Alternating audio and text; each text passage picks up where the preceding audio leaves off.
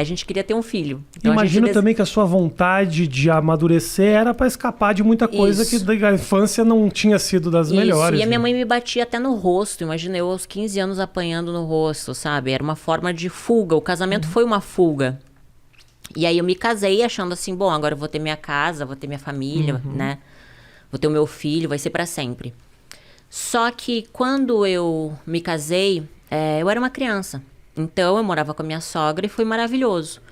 Aos 21 anos, quando a gente foi morar sozinho, eu e ele, a gente comprou um apartamento, eu me vi uma criança cuidando de outra criança, mimada, porque minha sogra me mimava. Eu não sabia cuidar da casa. Então eu brigava por causa de um copo de água na pia, uma toalha em cima da cama, sabe? Então, nosso casamento virou um inferno, porque eu não sabia ser uma boa esposa, eu não sabia.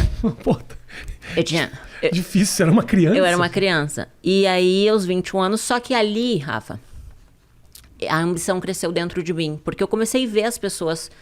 Sabe quando você começa a ver o mundo? Pô, a pessoa tem carro. Eu quero ter um carro, sabe? Eu quero me vestir bem. Você começa a ver que existem pessoas que crescem financeiramente. Então, eu era coordenadora de RH de uma empresa de marketing promocional em Porto Alegre. Eu comecei como demonstradora no supermercado. E como eu sempre fui muito comunicativa e feliz, assim, sabe? A empresa que eu trabalhava me contratou como recepcionista, depois auxiliar do RH e depois coordenação do RH, mesmo sem faculdade. E aí eu dava o meu melhor, sabe? A primeira a entrar, a última a sair, sempre fiz direitinho o meu trabalho e sempre cresci assim. Aí com 21 anos, meu casamento acabou e aí eu me vi cheia de conta para pagar. Na época, eu contratava meninas para fazer evento nas feiras. Perfeito. E aí, quando eu falei com uma amiga minha, que eu tava com uma crise financeira, ela disse, olha, eu tenho uma amiga que fechou numa casa noturna e ganhou R$500. Eu disse, pá, R$500? O que ela fez? Ela tirou a roupa? Então eu vou tirar a roupa. Claro. Só que não foi bem o que aconteceu, né? Eu entrei... Eu não queria te interromper, essa história, ela tá muito bem contada, essa história, mas eu tenho um momento que a gente estava conversando, antes da gente trabalho na noite, que foi esse momento, teve um momento aqui que a gente estava conversando que você se emocionou, que foi quando você falou do começo dessa relação lá atrás. Por que especificamente esse ponto é um ponto muito sensível para você? Desculpa te interromper. Na verdade, assim, quando mexe muito na infância, é muito difícil, né, Rafa? Porque eu acho que tantos problemas no nosso futuro são evitados quando você tem uma base, entende?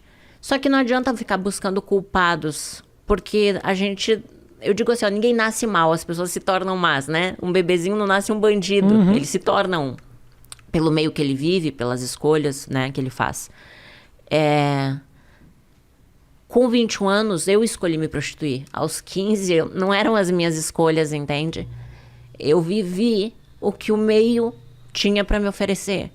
Então, falar disso não é escolher, porque eu escolho as coisas ruins, eu vou colher as coisas ruins. Mas você já nascer no meio de coisas ruins é muito difícil. Claro. Então, falar disso é bem difícil, sabe? Quando eu fui fazer o livro Morri para Viver, foi muito difícil. Porque foi mexer em coisas que é difícil de falar. Pô, imagina você vai falar que tua primeira relação sexual foi com o teu meu irmão.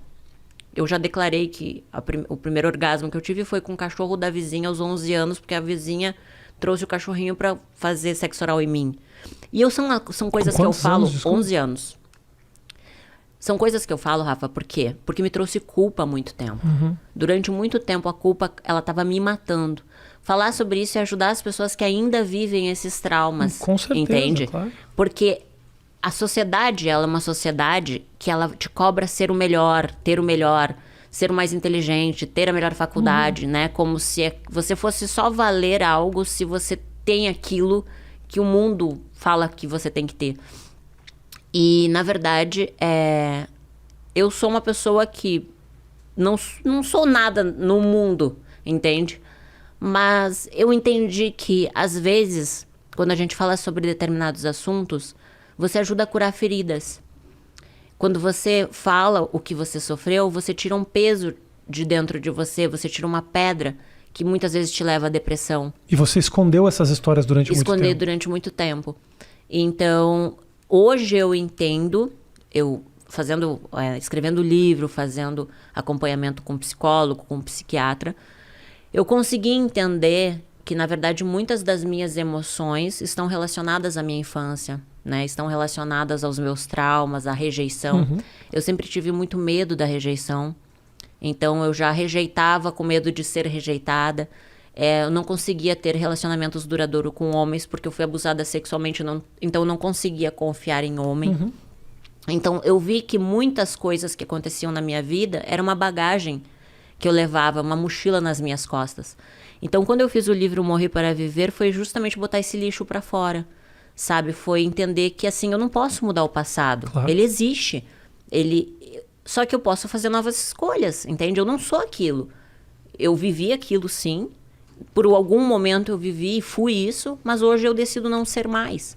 E acho que é importante que você também entenda que foi um passado duro, que não dá para simplesmente desconsiderar de que você realmente sofreu, porque não basta só você falar, é você também entender o significado. Me parece que o fato de você entender que o seu passado foi duro faz com que você consiga olhar para frente melhor, porque também só contar essa história de uma maneira quase que não tivesse acontecido com você, também não sei se daria o mesmo resultado. Eu acho, Rafa, que todos nós, a gente tem um propósito, sabe? No mundo, sabe? Eu acho que Deus é vivo, que Deus existe. E Ele dá essa oportunidade pra gente, assim, de aprender. Eu acho que tudo que a gente sofre, a gente aprende. E hoje, olhando tudo que eu passei, eu vejo que mesmo a dor ensinou. Talvez se eu não tivesse passado por tudo que eu passei, eu não seria a pessoa que eu sou hoje, entende? Eu não teria os valores que eu tenho hoje. Eu precisei sofrer, eu precisei passar por tudo isso. Quando hoje eu converso com uma mulher que já passou abuso e ela ainda não conseguiu perdoar, eu consigo saber o que ela sentiu, entende? Não é fácil perdoar. É muito difícil. Você tem a sede de vingança, eu costumo falar que quando a gente tá com mágoa, a gente tá tomando veneno esperando que a pessoa morra. Então você tá criando vários tipos de doenças, tanto psicológicas quanto físicas, por alimentar esse sentimento ruim. Todo pensamento negativo torna com que o teu corpo crie uma reação e aquilo vai fazer mal pro teu corpo, pra tua mente, pra tua vida trava. E você só você pode fazer as escolhas, entende, Rafa?